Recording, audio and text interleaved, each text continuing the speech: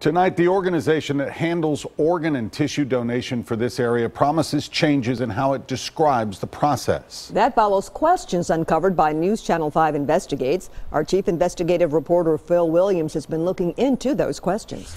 This is not to suggest in any way that organ and tissue donation is not a good thing. The issue is, what have prospective donors been told? And does it reflect the reality of what happens with tissue donation? Donate.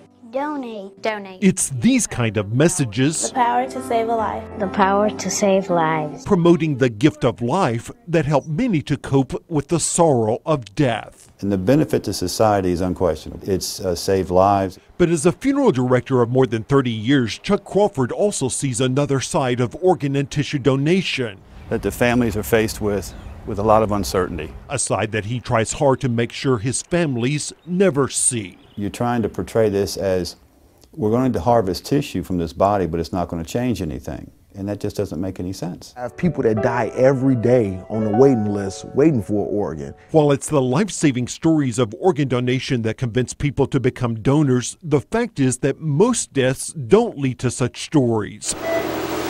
That's because organs can only be harvested when the donor is brain dead and still hooked to life support. So most donors, unless they've specified what they want to donate, end up being utilized for their tissue. But what I have seen is that progressively, over time, more and more tissues are being taken from the bodies. More than you've ever seen before. It's increased over time, and there's more being taken now. This checklist from an actual donor shows what you may not have realized, that the word tissues includes corneas, heart valves, veins and arteries, arm and leg bones, ribs, cartilage, and skin.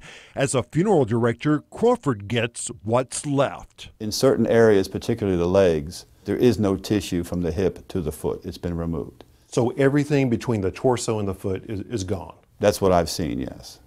And the same with the skin. They will remove skin now from the entire epidermis all the way down to bone. Front and back? Front and back. Yet promotional materials like this downplay just how invasive the process can be, saying the donor's body is fully reconstructed and looks like it did before the donation surgery. The body has been reconstructed, but it certainly doesn't look anything like it did before the harvest had taken place. So that is false? I think it's misleading. The donor's patient is treated with the utmost dignity and respect in the donation process. Jill Grandes heads DCI Donor Services. The nonprofit based here in Nashville provides donor services for most of Tennessee, as well as New Mexico, Northern California, and Northern Nevada. We want to make sure that we are giving the most accurate information possible. But we obtained photos from inside DCI. While they're too graphic for television, they do show a donor where everything is taken from the legs except for the muscle.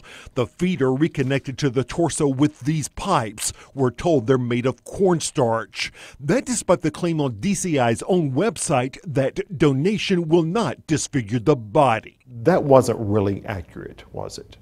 When we talk about tissue donation and refer to that process, we want to be very sensitive. Tissue donation can be very invasive. Tissue donation is a surgical procedure.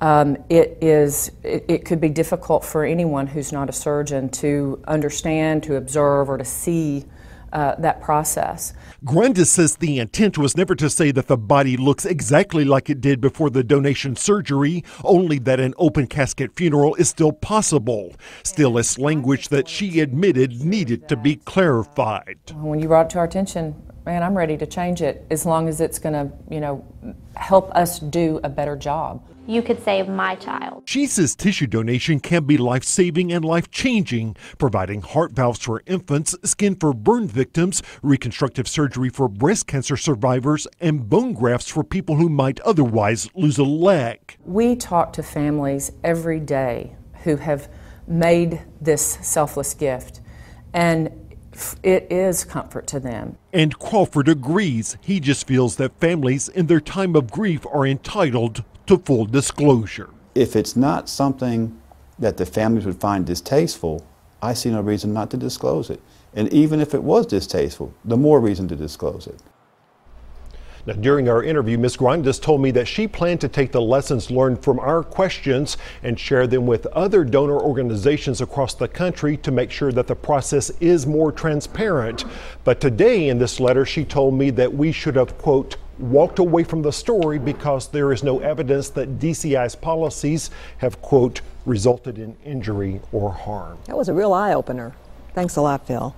Phil has also discovered that tissue sales have become big business. Tomorrow night, he'll show you what you need to know to make sure that your tissues end up where you intend.